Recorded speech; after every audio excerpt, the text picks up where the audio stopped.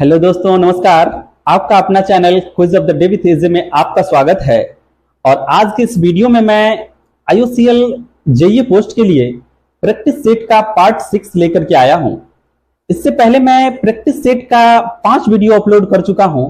अगर आपसे by chance एक भी वीडियो मिस हो गया है तो वीडियो के डिस्क्रिप्शन में मैं एक प्लेलिस्ट का लिंक डाल दिया हूं, जहां पे आपको सारा प्रैक्टिस सेट एक जगह मिल जाएगा।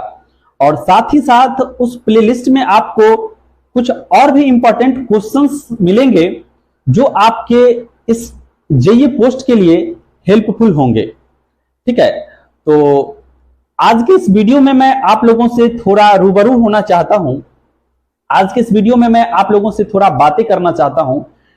ज्यादा नहीं, आपका 3-4 मिनट या 5 मिनट मैं आपका लूंगा, ज्यादा नहीं, क्योंकि वीडियो में मैं ज्यादा बातें नहीं करता हूं। वीडियो में टू द पॉइंट जो क्वेश्चंस होते हैं उसका है डिस्कशन करना मैं ज्यादा बेटर समझता हूं।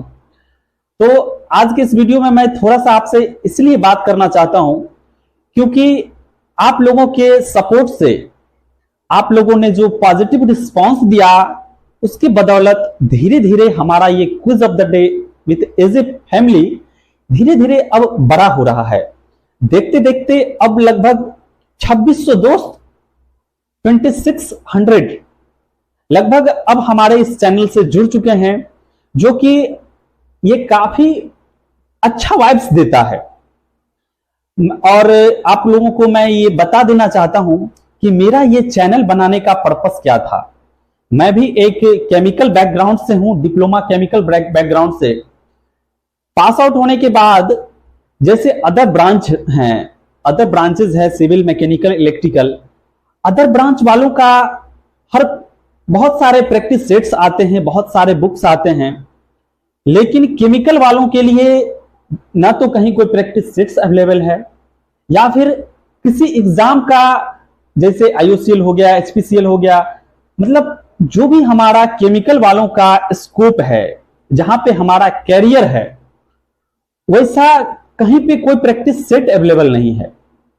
तो उससे जो मुझे प्रिपरेशन के दौरान जो कठिनाइयां हो रही थी, मैंने प्रयास किया कि अपने इस चैनल के माध्यम से उस परेशानियों को अपने आने वाले दोस्तों को थोड़ा कम कर पाऊं।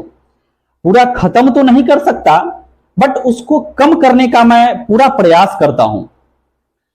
और मैं आपको एक चीज और बता दूं, मैं अपने एक व्हाट्सएप ग्रुप में एक बार एक ऐसे दोस्तों से मिला, एक ऐसे लोग मिले जो केमिकल वालों से कंटेंट देते हैं और बदले में वो 5 से 7 हजार रुपया देते हैं।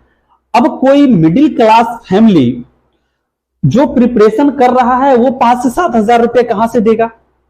वो सोचेगा भाई 5 से 7 हजार रुपया मैं क्यों दूं? तो इसलिए मैं अपने वीडियोस में मैं चाहता तो पेड क्लास भी दे सकता था, मैं चाहता तो आप लोगों से कुछ फीस लेकर के और फिर वीडियो बनाता। मेहनत हमको इतना ही लगता, लेकिन IOCL इतना पैसा तो देती है कि जिंदगी आराम से गुजर जाएगा।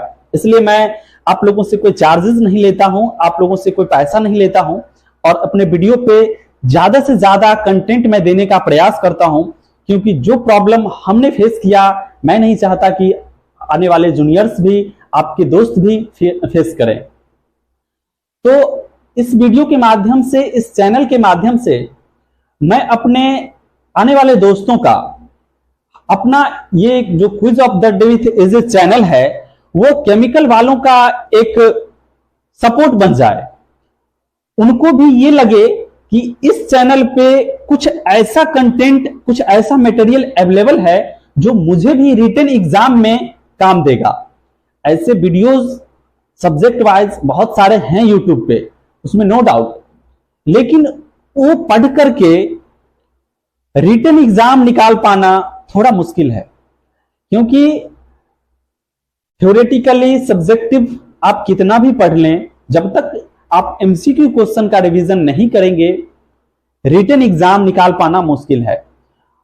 और अभी मैं इस पे ज्यादा डिटेल्स नहीं जाता हूं अपने वीडियोस में, ज्यादा प्रयास मैं MCQ क्वेश्चन का कलेक्शन करने पे करता हूं, चाहे 3-4 बुक्स हो हमारा MCQ का, या फिर जो 2-4 साइट्स हैं, क्योंकि प्रिपरेशन के दौरान मैं जो साइट्स विजिट नहीं कर पाता था, या फिर जितना ज्यादा बुक्स मैं अभी देखता हूं एमसीक्यू का, जितना ज्यादा कलेक्शन मैं अभी प्रयास करता हूं करने का, उतना प्रिपरेशन के दौरान नहीं हो पाता है, उतना उतना जा नहीं पाता है, क्योंकि जितना कंटेंट अवेलेबल है उसी में उलझा रह जाते हैं। ठीक है, तो इसलिए मैं अपने वीडियो में प्रयास करता हूं कि ज्यादा से ज्यादा कलेक्शन करूं क्वेश्चन का, क्योंकि ये जो वीडियो है, आप लोग अभी जिस एग्जाम की प्रिपरेशन कर रहे हैं, ये वीडियो सिर्फ आपको इस एग्जाम के लिए नहीं, आने वाले जो आपके जूनियर्स होंगे, उसके जूनियर्स होंगे, या 2-4 साल बाद हमारा quiz of the day with AJ chemical वालों के लिए एक ढाल बन के खड़ा रहे, मेरा प्रयास यह है। और उसका कोई चार्जेस नहीं देना पड़े, क्योंकि जो भी मैं वीडियोस अपलोड कर रहा हूं यूट्यूब पे, ये हमेशा आपको मिलेगा। भले मैं वीडियो बनाना बंद कर दूं, ना बनाऊं, रहूं ना रहूं, लेकिन आपको ये वीडियोस हमेशा मिलेगा। इसलिए मैं प्रयास करता हूं कि ज्यादा से ज्यादा वीडियोस मैं इसमें अपलोड करूं। तो आप लोगों से यही रिक्वेस्ट है कि ज्यादा से ज्यादा दोस्तों को ये वीडियोस, ये चैनल के बारे में बता दीजिए, ज्यादा से ज्यादा दोस्तों को ये चैनल शेयर कर दीजिए, जिससे कि जो भी प्रिपरेशन कर रहे हैं, चाहे वो अभी डिप्लोमा के सेमेस्टर में ही हो, अभी डिप्लोमा में ही है, कॉलेज में ही है, उन्हीं दोस्तों तक हमारे वीडियोस को पहुंचा दीजिए, ताकि केमिकल वाला एक भी स्टूडेंट जो प्रिपरेशन कर रहे हैं, ऐसा ना हो जिसके पास तक, जिस तक हमारा चैनल ना पहुंचा हो। आप लोगों से यही रिक्वेस्ट है कि इस चैनल को इतना सपोर्ट कीजिए कि ज्यादा से ज्यादा दोस्त इस चैनल से जुड़ जाएं, क्योंकि यहां पे मैं कोई चार्जेस नहीं लेता हूं। और एक बात और मैं बता देना चाहता हूं कि धीरे धीरे तो हमारा ये परिवार बड़ा हो रहा है। कुछ दोस्त व्हाट्सएप पे क्वेश्चन का डिस्कशन करने के लिए मैसेज कर देते हैं, तो यार जॉब के साथ साथ पर्सनल भी लाइफ है, हमेशा मैं इस पे मेंटली एंगेज नहीं रह सकता हूं। आप लोगों को रिप्लाई ना दूं, मे भी आप लोगों को बुरा लग रहा हो, इसके लिए आपसे माफी चाहता हूं।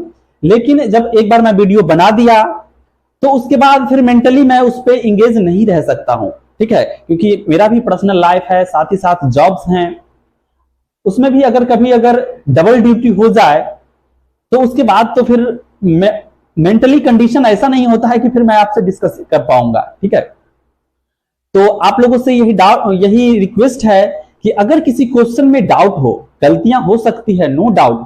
ठीक है, मैं ऐसा नहीं कह रहा हूं कि परफेक्शन, मैं जो क्वेश्चन दे रहा हूं 100% सही है, ऐसा मैं परफेक्शन नहीं दे रहा हूं, क्योंकि गलतियां हो सकती है, क्योंकि हमारा जो सोर्स ऑफ स्टडी है, चाहे एमसीक्यू का बुक्स हो या फिर साइट्स हो, क्वेश्चन हर जगह कुछ ना कुछ गलतियां है, नो डाउट।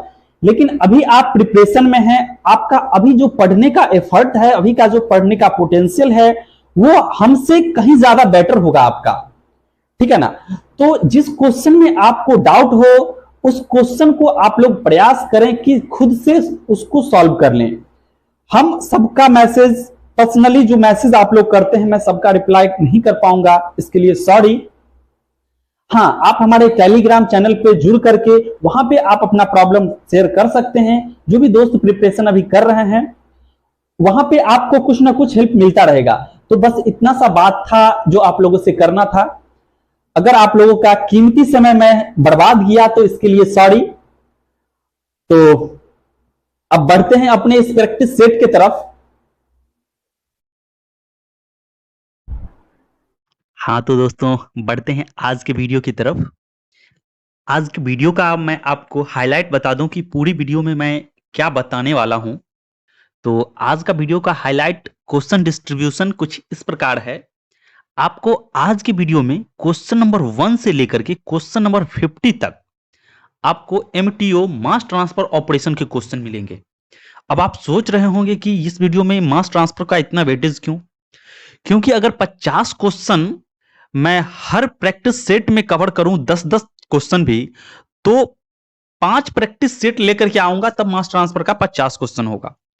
लेकिन इसलिए मैं इस वीडियो में मास ट्रांसफर का ज्यादा वेटेज दिया हूं। हर वीडियो में मैं किसी न किसी एक सब्जेक्ट को ज्यादा वेटेज दे दिया हूं। लेकिन आपको ऐसा कंफ्यूज नहीं होना है कि एग्जाम में भी आपको इसी टाइप के क्वेश्चन आएंगे। ऐसा आपको बिल्कुल भी कंफ्यूज नहीं होना है, मिसअंडरस्टूड नहीं करना है। ठीक है, मेरा कोशिश बस क्वेश्चन का कलेक्शन करना है ज्यादा से ज्यादा। ओके, उसके बाद आपको क्वेश्चन नंबर 51 से 50 से नहीं 51 से 70 तक इंस्ट्रूमेंटेशन का क्वेश्चन मिलेगा आपको। उसके बाद 71 से 80 तक आपको CRE मतलब केमिकल रिएक्शन इंजीनियरिंग से मिलेगा 10 क्वेश्चन। इसके बाद आपको 10 क्वेश्चन मैथमेटिक्स से मिलेगा न्यूमेरिकल एबिलिटी से। ओके, और 5 क्वेश्चन आपको जीके से मिलेगा, और उसके बाद 96 से 100 ये 5 क्वेश्चन आपको रिफाइनरी के plant related experience based questions 5 मिलेंगे। ठीक है, तो ये हमारा आज का क्वेश्चन का डिस्ट्रीब्यूशन कुछ इस प्रकार है। तो अब बढ़ते हैं वीडियो की तरफ। वीडियो पे बढ़ने से पहले मैं एक बार फिर से आपको ये क्लियर कर देता हूं कि आपको इस प्रैक्टिस सेट में अभी जो हमने क्वेश्चन का डिस्ट्रीब्यूशन बताया, ये फाइनल एग्जाम में उस टाइप का नहीं आने वाला है। ये मैं क्लियर आपको बोल रहा हूं, कंफ्यूज नहीं होना है। वो एडवर्टाइजमेंट में मेंशन्ड है सिलेबस, इसी बेस्ड पे आने हैं। ठीक है, 75 मार्क्स ब्रांच सब्जेक्ट से, 15 नंबर न्यूमेरिकल एबिलिटी से। न्यूमेरिकल एबिलिटी में मैथ के साथ साथ हल्का हल्का आपको रीजनिंग भी हो सकता है, बट वो इजी रहेगा, उसमें वो परेशान नहीं होना है, वो बन जाएगा आप लोगों सबसे। उसका जनरल अवेयरनेस से 10 क्वेश्चन रहेंगे। उसके बाद लास्ट डेट 21 अगस्त है, और इसका जो एडमिट कार्ड इशू होने का डेट है वो 10 सितंबर है, और उसके बाद एडमिट कार्ड इशू होने के 2-3 दिन बाद आपका एग्जाम हो जाएगा, और रिजल्ट जो है 3rd वीक ऑफ अक्टूबर में आ जाएगा। ये मैं हर वीडियो में बात करता हूं, क्यों? क्योंकि जब भी आप मेरे वीडियो को देखेंगे आपके दिमाग में एग्जाम डेट हिट करेगा, रिजल्ट डेट हिट करेगा, सिलेबस हिट करेगा, या फिर कुछ दोस्त ऐसे भी हैं जो हमारे वीडियो पे पहली बार आते हैं। ठीक है, तो उनके लिए भी ये जानना जरूरी है। ओके, तो अब बढ़ते हैं हम लोग इस प्रैक्टिस सेट की तरफ।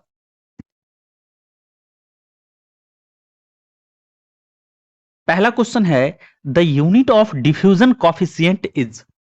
डिफ्यूजन कॉफिशिएंट का यूनिट क्या है? ऑप्शन ए मीटर स्क्वायर पर सेकेंड, ऑप्शन बी मीटर पर सेकेंड, ऑप्शन सी मोल पर मीटर स्क्वायर पर सेकेंड, और ऑप्शन डी मोल पर मीटर स्क्वायर। तो इसका जो राइट आंसर है वो है ऑप्शन ए मीटर स्क्वायर पर सेकेंड। ओके, उसके बाद बढ़ते हैं अगले क्वेश्चन की तरफ। अगला क्वेश्चन है, the ED diffusion occurs when one of the fluid is in turbulent motion, both of the fluid are in laminar motion, either A और B और none of these। तो इसका जो राइट आंसर है वो है option A, one of the fluid is in turbulent motion। ठीक है, उसके बाद नेक्स्ट क्वेश्चन है, according to penetration theory mass transfer coefficient is proportional to. Penetration theory के अकॉर्डिंग मास ट्रांसफर कॉफिशिएंट किसके प्रोपोर्शनल होता है?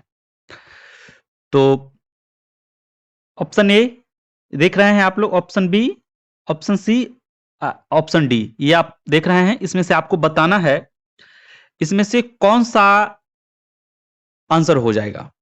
तो इसका जो राइट आंसर है वो है option B, under root DAB। ठीक है, और यहां पे मैं आपको बता, अगर फिल्म थ्योरी के अकॉर्डिंग रहेगा तो सिर्फ DAB हो जाएगा, आएगा कभी किसी क्वेश्चन में, लेकिन पेनिट्रेशन थ्योरी में स्क्वायर रूट वाला है। ठीक है, उसके बाद नेक्स्ट क्वेश्चन है, the diffusivity D in a binary gas mixture of non polar and non reacting is related to temperature as. अब आपको चारों ऑप्शन आप लोग देख लीजिए और आपको आंसर बताना है। तो इसका जो राइट आंसर है वो है ऑप्शन बी। ओके, उसके बाद नेक्स्ट क्वेश्चन है, fix second law of diffusion is. अब आपको बताना है कि fix second law of diffusion क्या होता है। तो ऑप्शन आप लोग चारों देख लीजिए और इसके बाद इसका आंसर लगाइए, फिर मैं इसका आंसर बताता हूं। तो इसका जो राइट आंसर है वो है ऑप्शन ये बी, यहां सी टाइप हो गया है, बी है, ये सेकेंड वाला ऑप्शन जो है वो सही है। एग्जाम में आपको कंफ्यूज नहीं होना है कि स्क्वायर वाला देखें और बस ये इधर भी आपको देखना है, लेफ्ट हैंड में भी क्या है वो भी देखना पड़ेगा, क्योंकि ऑप्शन में अगर आपको इस पे स्क्वायर दे देगा, बाकी ऑप्शन ऐसा देगा तो आप कंफ्यूज हो जाएंगे। ठीक है, तो इस तरह से इसका सेकंड ऑप्शन सही है। उसके बाद नेक्स्ट क्वेश्चन है, the ratio of momentum diffusivity to mass diffusivity is known as. Momentum diffusivity और मास डिफ्यूजिविटी का रेशियो क्या कहलाता है? Schmidt number, Sherwood number, Lewis number और स्टैंटन नंबर। तो इसका जो आंसर आपको बताना है वो है ऑप्शन ए, स्किमिड नंबर। ठीक है, उसके बाद नेक्स्ट क्वेश्चन है, after absorption of ammonia in water the ammonia is subsequently recovered by. अगर जो है अमोनिया वाटर में एब्जॉर्ब रहेगा तो अमोनिया को किस मेथड से उसको रिकवर किया जा सकता है? Option A leaching, option B extraction, option C absorption, option D distillation.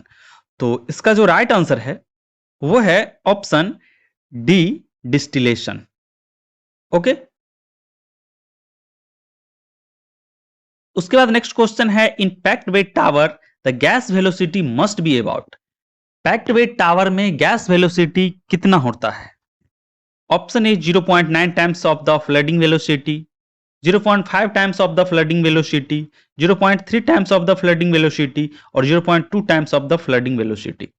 तो इसका जो राइट आंसर है वो है option B, 0.5 times of the flooding velocity.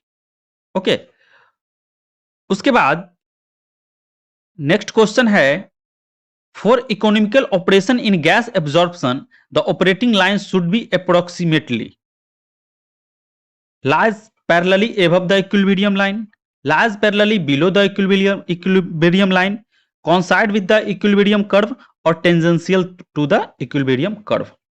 तो इसका जो राइट आंसर है वो है option A, parallelly above the equilibrium line. उसके बाद नेक्स्ट क्वेश्चन है, the gas absorption from dilute solution and under isothermal condition gives straight equilibrium line only, straight operating line only, straight equilibrium and operating line both or none of these। तो इसका जो right answer है वो है option C, straight equilibrium and operating line both. Equilibrium line और operating line दोनों जो है स्ट्रेट होगा। ठीक है, उसके बाद नेक्स्ट क्वेश्चन है, for gas absorption the average slope of operating line is. Option A L by V, option B V by L, option D less than और इक्वल टू 1 और ये लेस देन 1। तो और जहां पे एल जो है molar flow rate of liquid phase and V is the vapour phase at the same point in tower. तो इसका जो राइट आंसर है वो है option A, L by V. Okay, उसके बाद नेक्स्ट क्वेश्चन है, in actual process absorption is an. Actual process में एब्जॉर्प्शन कैसा प्रोसेस है? Isothermal process, exothermal process, endothermic process और ऑटो कैटालिटिक प्रोसेस। तो इसका जो राइट आंसर है वो है option B, exothermic process. Okay, उसके बाद नेक्स्ट क्वेश्चन है, which one of the following is an important in case of gas absorption with chemical reaction? gas absorption with chemical reaction। ठीक है, option A Stanton number, option B Hatta number, option C Nusselt number और option D Peclet number. तो इसका जो right answer है वो है option B, Hatta number. Okay, उसके बाद नेक्स्ट क्वेश्चन है, the ratio of partial pressure of the vapour to that of the vapour pressure of the liquid is known as humidity, saturated humidity, relative humidity और any of the above. तो इसका जो right answer है वो है option C relative humidity. Okay, उसके बाद next question है the temperature at which a vapour gas mixture must be cooled at constant humidity. ध्यान देना है यहां पे, द टेम्परेचर एट विच, ऐसा टेम्परेचर जिसपे वेपर गैस मिक्सचर को कूल किया जाता है कांस्टेंट ह्यूमिडिटी पे to become the saturated is known as. अब यहां पे कांस्टेंट, ध्यान देना, एक क्वेश्चन ऐसा भी है जिसपे वेरिंग ह्यूमिडिटी कहेगा, कांस्टेंट ह्यूमिडिटी रहेगा तो आंसर तो यहां पे क्या होगा वो मैं बता रहा हूं, वो वेरिंग दे देगा तो आपको वो आंसर नहीं लगाना है, ठीक है। ऑप्शन ए कह रहा है dew point, option B bubble point, option C bubble point temperature, option D critical point. तो इसका जो राइट आंसर यहां पे है वो है ड्यू पॉइंट।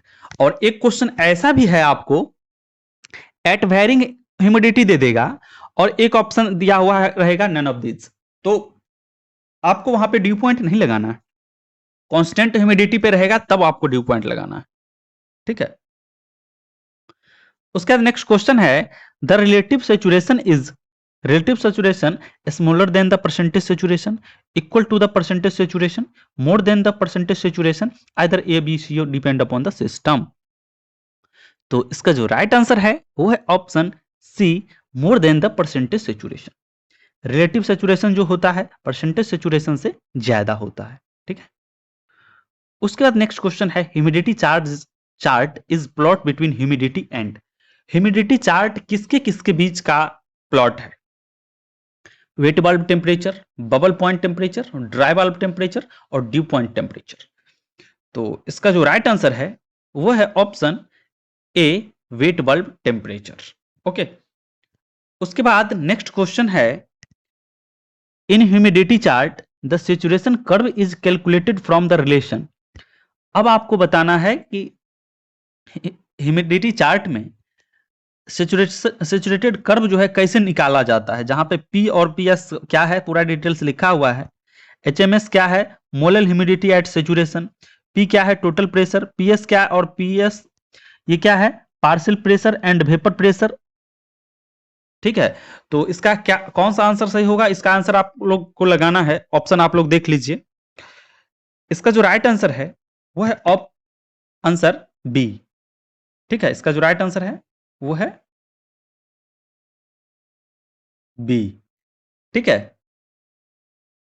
उसके बाद नेक्स्ट क्वेश्चन है humidity chart are applicable at barometric pressure of, humidity chart कितने प्रेशर पे एप्लीकेबल है, less than 29.92 inch HG, 29.92 inch HG, more than 99.92, sorry 99 बोले 29.92 इंच एचजी और 29.92 इंच एचजी एबव। तो इसका जो राइट आंसर है वो है एग्जैक्ट 29.92 इंच एचजी, ठीक है। उसके बाद चलते हैं अगले क्वेश्चन की तरफ। अगला क्वेश्चन है in cooling tower the water entrained by circulation is known as, cooling tower में वाटर जो सर्कुलेशन से बच जाता है उसको क्या बोलते हैं, ब्लो डाउन, इवेपोरेशन, ड्रिफ्ट और एब्जॉर्प्शन। तो इस प्रोसेस को क्या बोलते हैं कूलिंग टावर में, in cooling tower the water entrained by the circulation is known as, इसको क्या बोलते हैं। तो इसका जो राइट आंसर है वो है ऑप्शन डी, उसको ड्रिफ्ट बोलते हैं, ठीक है। उसका नेक्स्ट क्वेश्चन है the cooling effect in a cooling tower can be speeded up by, cooling effect cooling tower में स्पीड किया जा सकता है कैसे, increasing the area of exposed wet surface, decreasing the air velocity, increasing the biometric pressure, increasing the humidity of the air. तो इसका जो right answer है वो है option A increasing the area of the exposed wet surface, ठीक है। इसमें आपको बस आप जो भी स्टडी कर रहे हैं, जो प्रिपरेशन कर रहे हैं वहां उसका आपको सीधा यहां पे रिवीजन होगा, ठीक है। क्योंकि आप 500 क्वेश्चन पढ़ेंगे उसमें से मैं 50 क्वेश्चन बाहर निकाला हूं, 50 क्वेश्चन को सिलेक्ट करने के लिए कम से कम तो 800-900 क्वेश्चन को देखना पड़ा है, ठीक है। उसके बाद नेक्स्ट क्वेश्चन है in induced draft cooling tower fan is present at, induced draft cooling tower में फैन जो है कहां पे प्रेजेंट होता है, टॉप में, बॉटम में, इन मिडिल में, और टॉप और बॉटम दोनों में। तो इसका जो राइट आंसर है वो है ऑप्शन बी, टॉप में। ओके, उसका नेक्स्ट क्वेश्चन है which one of the following cooling tower is most efficient. इसमें से कौन सा कूलिंग टावर सबसे बढ़िया है? Chimney type natural draft cooling tower, atmospheric circulation type cooling tower, induced draft cooling tower और फोर्स्ड ड्राफ्ट कूलिंग टावर। तो इसका जो राइट आंसर है वो है option C, induced draft cooling tower. Okay, उसका नेक्स्ट क्वेश्चन है in case of cooling tower the ratio of rates of heat and mass transfer is indicated by Nusselt number, Lewis number, Stanton number और Peclet number. तो इसका जो right answer है वो है option B, Lewis number. Okay, cooling tower में heat और mass transfer के रेशियो को लेविस नंबर के द्वारा इंडिकेट किया जाता है। उसके बाद देखिए ये नेक्स्ट क्वेश्चन है in cooling tower water is cooled from 95 degree से 80 degree by exposure to humid air with wet bulb temperature इतना the range will B.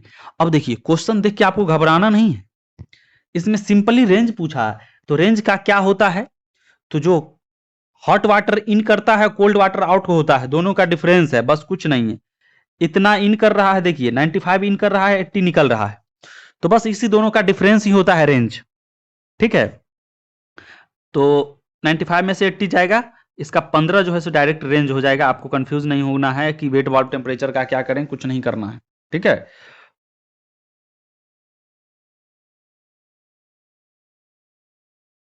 Next question है for binary mixture in distillation the degree of freedom at process is equal to.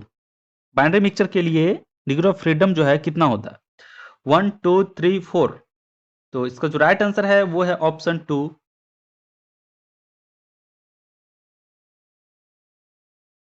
Next question है a mixture of acetone chloroform can be separated by. Acetone और chloroform के mixture को कैसे separate किया जाता है? Option A steam distillation, option B azeotropic distillation, option B flash distillation और option D any one of the above. तो इसका जो राइट आंसर है वो है option B, azeotropic distillation. Okay, next question है in McCabe Thiele method if Q is defined as the moles of liquid flow per mole of feed in a stripping section then the slope of feed line is equal to। अब आपको इसमें से बताना है कौन सा answer होगा। Option आप लोग देख लीजिए चारों, फिर इसका आंसर आप लोग लगाइए। तो इसका जो राइट आंसर है वो है ऑप्शन ए। ओके, उसके बाद नेक्स्ट क्वेश्चन है when the feed in distillation column is saturated vapor then the slope of feed line is 0, unity, infinity, between 0 and unity। तो इसका जो राइट आंसर है वो है ऑप्शन ए, 0। ओके, उसके बाद नेक्स्ट क्वेश्चन है, अब देखिए if RM is the minimum reflux ratio actually most of the distillation plant are operated at reflux above the optimum usually in the range of।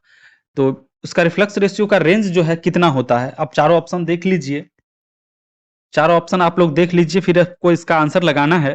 मैं फिर उसका आंसर आपको बता देता हूं।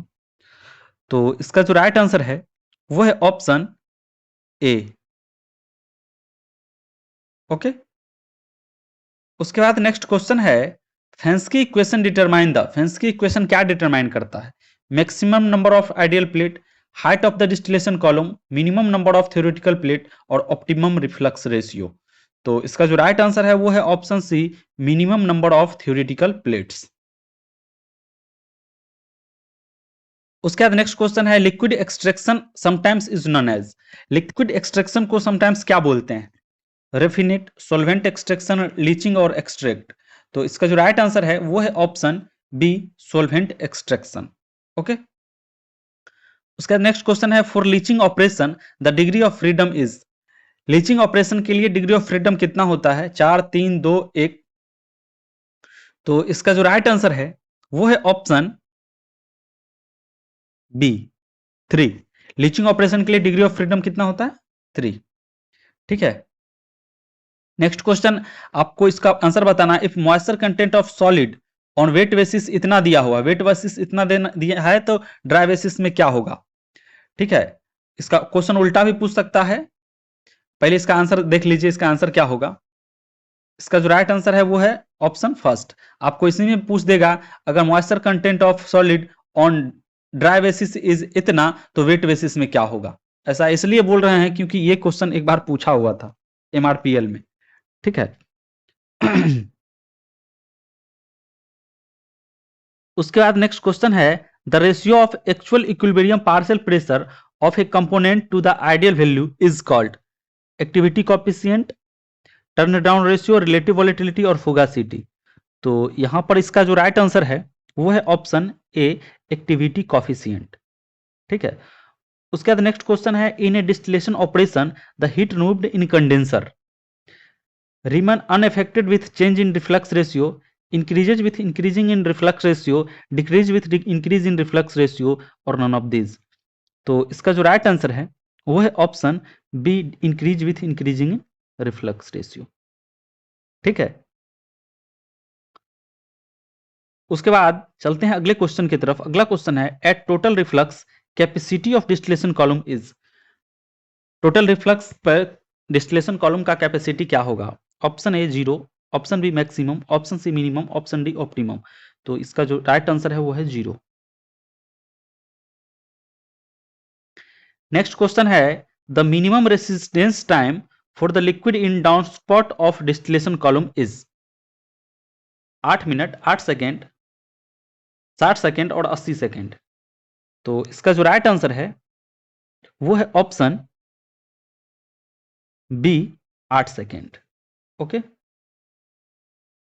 उसके बाद नेक्स्ट आंसर है, क्वेश्चन है, the absorption factor is defined as. Absorption factor का क्या होता है? तो option A, the ratio of equilibrium curve to that of the operating line, the product of the slope of operating line to and equilibrium curve, the ratio of slope of operating line to that of the equilibrium curve, the reciprocal of product of the slope of operating line and equilibrium curve. तो इसका जो right answer है वो है option C, the ratio of slope of operating line to that of the equilibrium curve. ठीक है। Next question है, desorption of adsorbed solute by solvent is called reverse osmosis, dialysis, elution और sublimation. तो इसका जो राइट आंसर है वो है ऑप्शन सी। इसका जो राइट आंसर है वो है ऑप्शन सी, इल्यूशन। उसके बाद नेक्स्ट क्वेश्चन है, all moisture in a non hygroscopic material is. Non hygroscopic material में सभी मॉइस्चर कैसा, किस टाइप के होते हैं? Bound moisture, free moisture, unbound moisture और इक्विलिब्रियम मॉइस्चर। तो इसका जो राइट आंसर है वो है option C, unbound moisture. Okay. उसके बाद नेक्स्ट क्वेश्चन है, an example of ideal solution is a mixture of.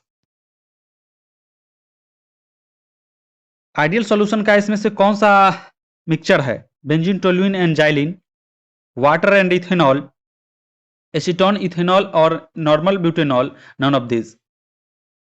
तो इसका जो राइट आंसर है वो है option A, benzene, toluene and xylene. ठीक है। उसके बाद नेक्स्ट क्वेश्चन है, adiabatic saturation temperature is attained by the.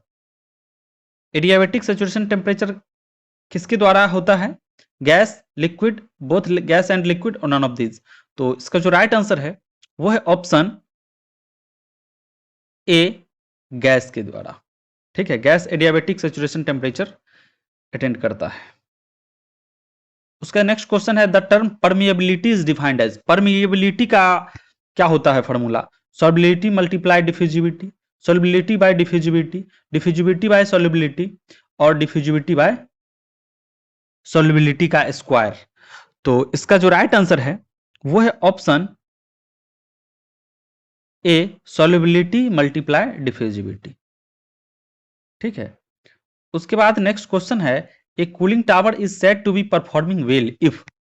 Cooling tower अच्छा परफॉर्म कर रहा है अगर उसका range is closer to 0, approach is closer to zero, range is equal to approach और approach is more than the design value.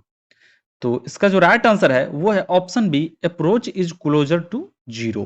अगर approach zero के करीब आ रहा है तो इसका मतलब कूलिंग टावर अच्छे से काम कर रहा है। ठीक है, उसके बाद नेक्स्ट क्वेश्चन है molecular mass transfer is analogous to. Molecular mass transfer किसके एनालॉगस है? Conduction heat transfer, convection heat transfer, convective mass transfer और नन ऑफ दिस। तो इसका जो राइट आंसर है वो है option A, conduction heat transfer. Okay, उसके बाद नेक्स्ट क्वेश्चन है the reason for preferring packed tower over plate tower in distillation practice is the packed tower operation gives. अब देखिए क्या रीजन है कि पैक्ड टावर को प्रीफर किया जाता है प्लेट टावर के कंपेयर में। ठीक है, क्योंकि पैक्ड टावर जो देता है, पैक्ड टावर क्या देता है? Low pressure and high hold up, high pressure low hold up, low pressure drop and low hold up, high pressure drop and high hold up. तो इसका जो राइट आंसर है वो है ऑप्शन सी, लो वाला, लो प्रेशर ड्रॉप और लो होल्डअप। यही कारण है, लो प्रेशर ड्रॉप और लो होल्डअप, यही कारण है कि डिस्टिलेशन प्रैक्टिस में पैक्ड टावर को ज्यादा प्रीफर किया जाता है compare to plate tower. Okay, उसके बाद नेक्स्ट क्वेश्चन है सेपरेशन ऑफ टू और more component of liquid solution can not be achieved by fractional crystallization, liquid extraction, absorption और इवेपोरेशन। तो इसका जो राइट आंसर है वो है ऑप्शन सी, एब्जॉर्प्शन। ठीक है, उसके बाद नेक्स्ट क्वेश्चन है the slope of Q line is determined by. Slope of Q line कैसे निकालता है? रिफ्लक्स रेशियो से, flat efficiency to the achieved thermal condition of the feed और रिलेटिव वोलेटिलिटी। तो इसका जो राइट आंसर है वो है thermal condition of the feed से स्लोप ऑफ क्यू लाइन निकाला जाता है। ठीक है, नेक्स्ट क्वेश्चन है Langmuir equation is associated with. लैंगमुर equation जो है किस में यूज किया जाता है? Option A leaching, option B adsorption, option C stream distillation और option D none of these. तो इसका जो राइट आंसर है वो है ऑप्शन बी, एडजॉर्प्शन। ओके, उसके बाद नेक्स्ट क्वेश्चन है the frequency at which maximum amplitude ratio is attend is called dash frequency. Option A corner, resonant, crossover और नेचुरल। तो इसका जो राइट आंसर है वो है option B, resonant frequency. Okay, उसका नेक्स्ट क्वेश्चन है for measuring the temperature of red hot furnace which is the most suitable instrument? Platinum resistance thermometer, optical pyrometer PY है, और थर्मोकपल और बायोमेट्रिक थर्मामीटर। तो इसका जो राइट आंसर है वो है ऑप्शन बी, ऑप्टिकल पायरोमीटर। ठीक है, उसके बाद नेक्स्ट क्वेश्चन है degree to which an instrument indicate the changes in measured variable without dynamic error is its speed of the response, reproducibility, fidelity और स्टैटिक कैरेक्टरिस्टिक। तो इसका जो राइट आंसर है वो है ऑप्शन सी, फिडेलिटी। ओके, इसका right answer उसका next question है साइक्रोमीटर डिटरमाइन द। साइक्रोमीटर क्या डिटरमाइन करता है? Humidity of the gas, moisture content of the solid, water of the crystallization और hygroscopic nature of the solid. तो इसका जो राइट आंसर है वो है option A, humidity of the gas. ठीक है, उसके बाद नेक्स्ट क्वेश्चन है a barometer pressure measure the dash pressure, absolute, gauge, absolute as well as gauge और डायनामिक। तो इसका जो राइट आंसर है वो है option A, absolute pressure. Barometer से जो मेजर करते हैं वो एब्सोल्यूट प्रेशर मेजर करते हैं। ठीक है, नेक्स्ट क्वेश्चन है stroboscope is used for the measurement of. Stroboscope जो है किसको मेजर करने में यूज करते हैं? तो आरपीएम ऑफ फ्लाई व्हील या frequency of light, depression of freezing point, liquid level under pressure. तो इसका जो राइट आंसर है वो है option A, RPM of flywheel. Next question है EMF generated by thermocouple is the order of millivolt, microvolt, volt, kilovolt. तो इसका जो राइट आंसर है वो है ऑप्शन ए, मिलीवोल्ट। उसका नेक्स्ट क्वेश्चन है working constant volume gas thermometer is based on the working constant volume gas thermometer. ठीक है, कांस्टेंट वॉल्यूम गैस थर्मामीटर किस पे बेस्ड है? Archimedes principal, pascal law, Charles law और बॉयल्स लॉ। तो इसका जो राइट आंसर है वो है ऑप्शन सी, चार्ल्स लॉ। ठीक है, उसके बाद नेक्स्ट क्वेश्चन है dash is the most frequently use device for measuring the furnace temperature. Furnace temperature में को किससे मेजर करते हैं? Biometric thermometer, resistance thermometer, radiation pyrometer और option D none of this. तो इसका जो राइट आंसर है वो है ऑप्शन सी, रेडिएशन पायरोमीटर। ठीक है, उसके बाद नेक्स्ट क्वेश्चन है working principle of radiation pyrometer is based on the Wien's law, Kirchhoff's law, Stefan Boltzmann law और सीबेक इफेक्ट। तो इसका जो राइट आंसर है वो है option C, Stefan Boltzmann law. ठीक है, उसका कहता है which of the following is not the triple point of water. इसमें से कौन सा जो है ट्रिपल पॉइंट ऑफ वाटर नहीं है? 32 degree ranking, 273 degree kelvin, 492 degree ranking और 32 डिग्री एफ।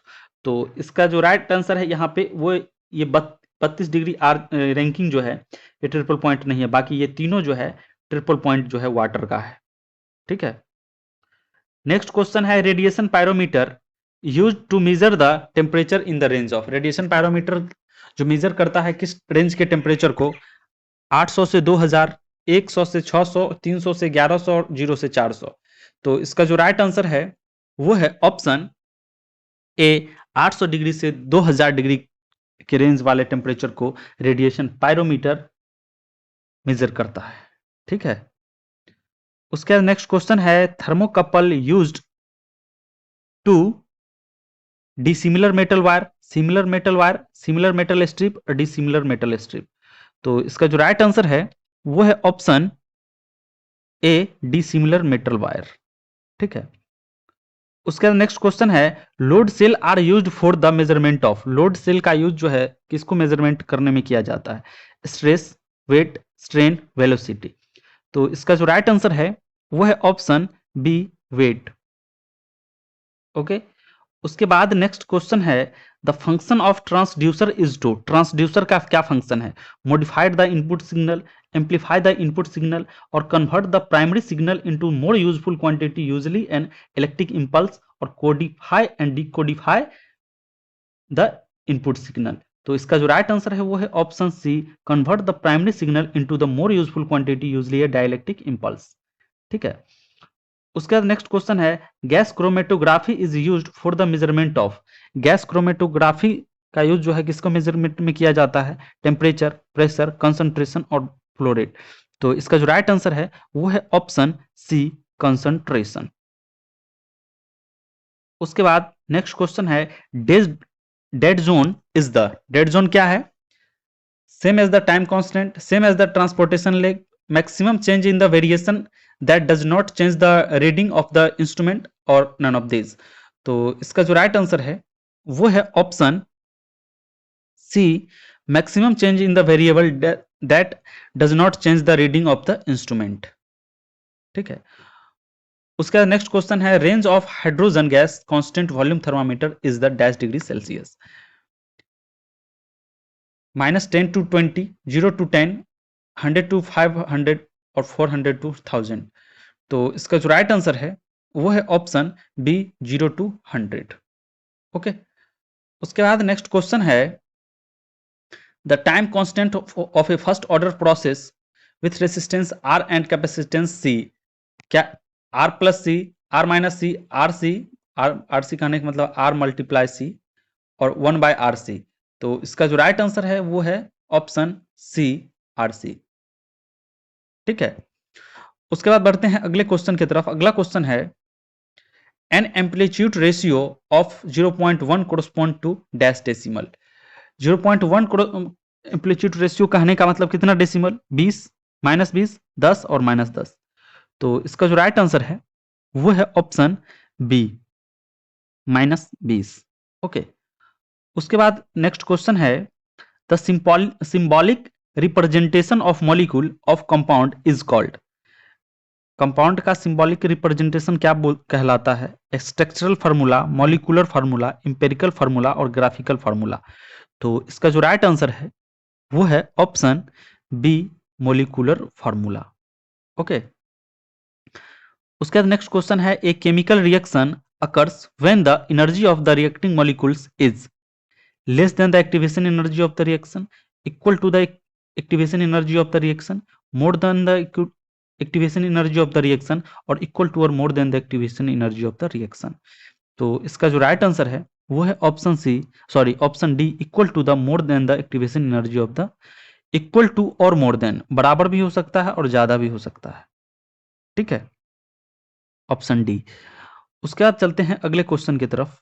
अगला क्वेश्चन है, the excess energy of the reactant required to dissociate into product is known as. Excess energy जो रिएक्टेंट को प्रोडक्ट में dissociate करता है वो क्या कहते हैं? उसको activation energy, binding energy, threshold energy और थर्मल एनर्जी। तो इसका जो राइट आंसर है वो है ऑप्शन ए, एक्टिवेशन एनर्जी। ठीक है, उसके बाद नेक्स्ट क्वेश्चन है, the rate at which a chemical substance react is proportional to its equivalent weight, atomic weight, molecular weight और एक्टिव मास। तो इसका जो राइट आंसर है वो है option D, active mass. Okay, उसके बाद नेक्स्ट क्वेश्चन है, a reaction in which one of the product of the reactant act as an catalyst is called. Catalytic reaction, photochemical reaction, autocatalytic reaction और biochemical reaction. तो इसका जो right answer है वो है ऑप्शन सी, ऑटोकैटालिटिक रिएक्शन। ओके, उसके बाद नेक्स्ट क्वेश्चन है, for perfect mixed flow the dispersion number must be. Perfect hit mixed flow के लिए डिस्पर्सन नंबर क्या होता है? 0, लेस देन 2100, लेस देन 2 और इन्फिनिटी। तो इसका जो राइट आंसर है वो है option D, infinitive. Perfect mixed flow के लिए डिस्पर्सन नंबर क्या होता है? इन्फिनिटिव। ठीक है, उसके बाद नेक्स्ट क्वेश्चन है, when a catalyst increases the rate of chemical reaction the value of rate constant. अगर कैटलिस्ट जो है केमिकल रिएक्शन को इंक्रीज करता है तो रेट कांस्टेंट पे क्या इफेक्ट पड़ता है? Remain constant, increases, decreases, become infinite. तो इसका जो राइट आंसर है वो है ऑप्शन बी, इंक्रीजेस। उसके बाद नेक्स्ट क्वेश्चन है, chemical reaction involve the participation of electron, proton, neutron, nuclei. इसका राइट आंसर है option A, electron. A reaction proceed to the absorption of the heat is called. Exothermic reaction, endothermic reaction, thermochemical reaction और photochemical reaction. तो इसका जो right answer है वो है option B, endothermic reaction. Okay, उसके बाद नेक्स्ट क्वेश्चन है, the minimum energy necessary to permit a chemical reaction is internal energy, entropy, Gibbs free energy और थ्रेशोल्ड एनर्जी। तो उस मिनिमम एनर्जी को कहते हैं थ्रेशोल्ड एनर्जी। ठीक है, ऑप्शन डी। ठीक है, उसके बाद नेक्स्ट क्वेश्चन है, अब देखिए यहां से अब 10 क्वेश्चन मैथमेटिक्स के आ गए हैं।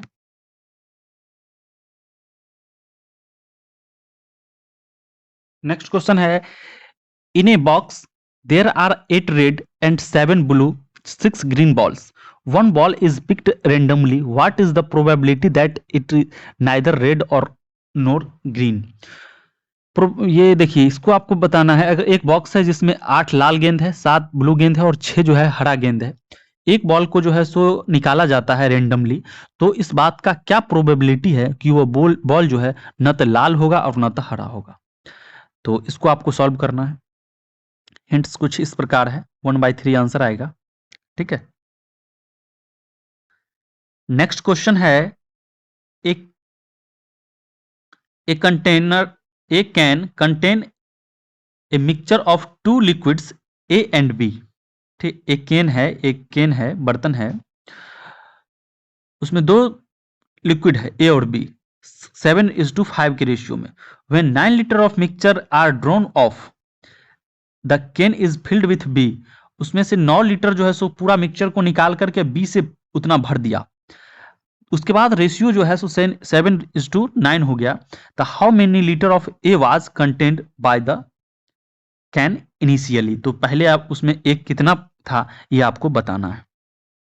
तो इसको आपको सॉल्व करना है, अगर नहीं बने तो हिंट्स आप लोग देख लीजिए, समझ में आ जाएगा। ठीक है, इसका आंसर जो है 21 लीटर आ जाएगा। हिंट्स आप लोग देख लीजिए। नेक्स्ट क्वेश्चन है a motor boat whose speed 15 kilometre per hour in still water goes 30 kilometre downstream and come back in total of 4 hour 30 minute, the speed of the stream is. इसको आपको solve करना है। इसका hints कुछ इस प्रकार है, 5 kilometre per our answer आ जाएगा। हिंट्स कुछ इस प्रकार है। उसके बाद नेक्स्ट क्वेश्चन है in a mixture 60 litre the ratio of milk and water 2:1, if the ratio is to be 1:2 then the quantity of water to be further added. 42 litre 30 litre. और देखिए इसको आपको बताना है, इसको आपको सॉल्व करना है। इसको जब आप सॉल्व करेंगे तो आपको जो आंसर आ जाएगा वो 60 लीटर आ जाएगा। और हिंट्स आपको कुछ इस प्रकार है। ओके, उसके बाद नेक्स्ट क्वेश्चन है a tank is filled by 3 pipes with uniform flow. The first 2 pipes operating simultaneously fill the tank in the same time, during which the tank is filled by third pipe alone. The second pipe fills the tank 5 hours faster than the first pipe and 4 hours slower than the third pipe. The time required by the first pipe is। अब देखिए pipe and cistern का question है, इसको आपको बताना है, बनाना है। इसका हिंट्स आप लोग देख लीजिए। इसका हिंट्स कुछ इस प्रकार है, 15 जो है सो आंसर आ जाएगा। ठीक है, इसका हिंट्स कुछ इस प्रकार है। जस्ट ओके, उसके बाद चलते हैं अगले क्वेश्चन की तरफ। अगला क्वेश्चन जो है वो आपको डेसिमल से है, इसको आपको सॉल्व करना है।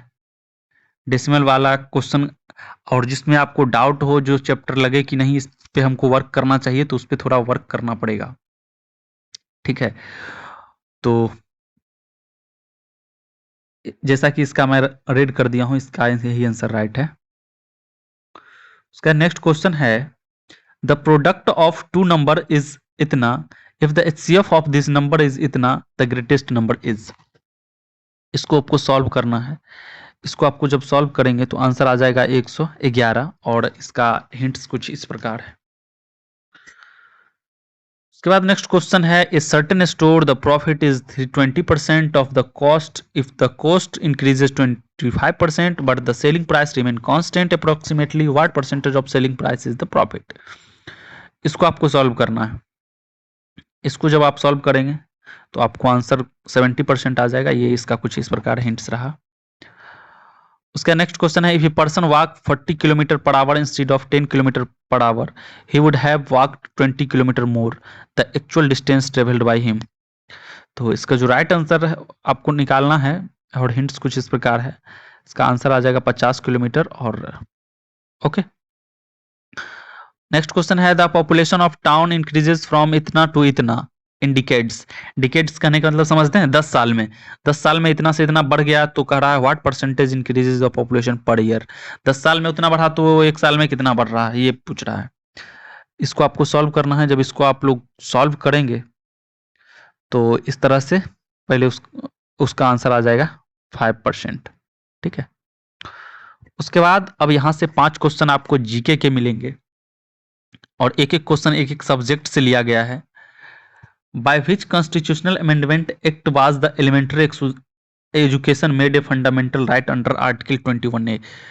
संविधान के किस संशोधन के द्वारा जो है एलिमेंट्री एजुकेशन को फंडामेंटल राइट बनाया गया आर्टिकल 21A के तहत। हो सकता है आपको यह भी पूछ दे कि फंडामेंटल राइट जो बनाया गया एजुकेशन को किस आर्टिकल में मेंशन्ड है, तो आर्टिकल 21A।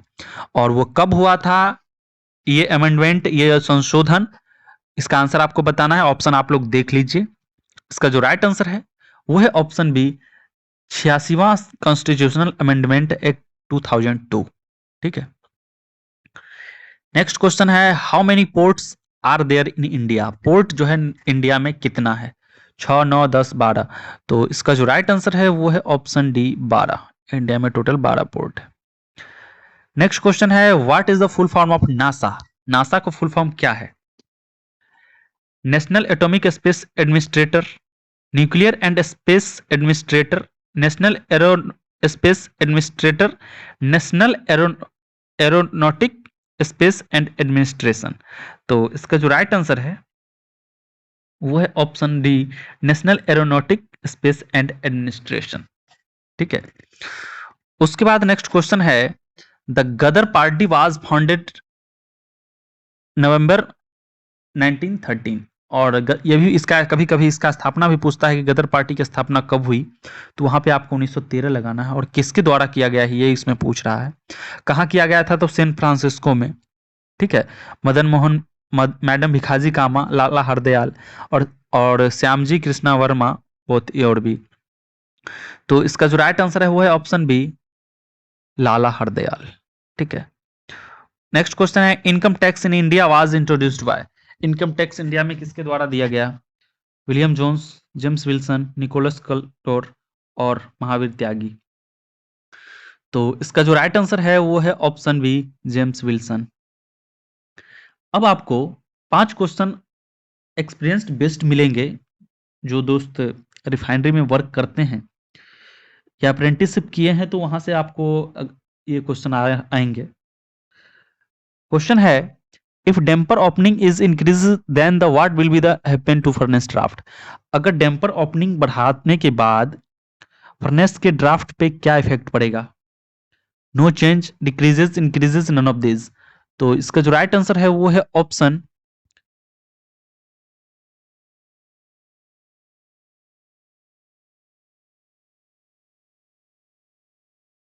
सी, इंक्रीजेस। ओके। उसके बाद नेक्स्ट क्वेश्चन है entrained liquid from the gases can be removed by. Gas का जो लिक्विड अलग करता है उसको किस में करता है? स्ट्रेनर में, नॉकआउट ड्रम में, क्वेल्सर में और हीट एक्सचेंजर में। तो आप लोग अप्रेंटिस किए होंगे, अच्छे से जानते ही होंगे, देखे ही होंगे। ये नॉकआउट ड्रम में करते हैं। जैसे कंप्रेसर में सक्शन ही ले रहा है तो सक्शन में जाने से पहले उसको केओडी ड्रम से गुजारा जाता है ताकि उसमें जो भी मॉइस्चर्स वगैरह हैं वो रिमूव हो जाएगा। ठीक है। नेक्स्ट क्वेश्चन है what should be the ideal flame colour in furnace. Furnace का जो बर्नर जलता है उसका आइडियल कलर कौन सा है? ऑरेंज, कंप्लीट, येलो, ब्लू और व्हाइट। तो इसका जो राइट आंसर है वो है ऑप्शन सी ब्लू। ठीक है। नेक्स्ट क्वेश्चन है what should be optimum value of O2 in flue gases. Flue gases जो स्टेक से निकलता है उसमें ऑप्टिमम वैल्यू कितना होना चाहिए? 0.20%, 2 से 3%, 0.10% और 0.08%। तो इसका जो राइट आंसर है वो है ऑप्शन बी 2 से 3%। और आज के वीडियो का हमारा आखिरी क्वेश्चन है trimming of pump impeller leads to. अगर पंप के इंपेलर को ट्रिम कर दिया जाए तो उससे क्या फर्क पड़ेगा? Increase the NPS, increase in amperage consumption, decrease in discharge pressure, all of above. तो इसका जो राइट आंसर है वो है option C decrease in discharge pressure. ठीक है। ट्रिम करने से उसका डिस्चार्ज प्रेशर कम हो जाएगा। ठीक है। तो ये हमारे आज का प्रैक्टिस सेट का आखिरी क्वेश्चन था। अगर आपको हमारा वीडियो पसंद आ रहा हो, हेल्पफुल आ रहा है डिप्लोमा केमिकल वालों के लिए, तो आप हमारे channel quiz of the day with एजे को इतना शेयर कर दीजिए कि केमिकल का एक भी स्टूडेंट इस चैनल से अनभिज्ञ ना हो, जिन दोस्तों तक ये हमारा चैनल ना पहुंचे हो। आपको बहुत बहुत धन्यवाद पूरा वीडियो देखने के लिए।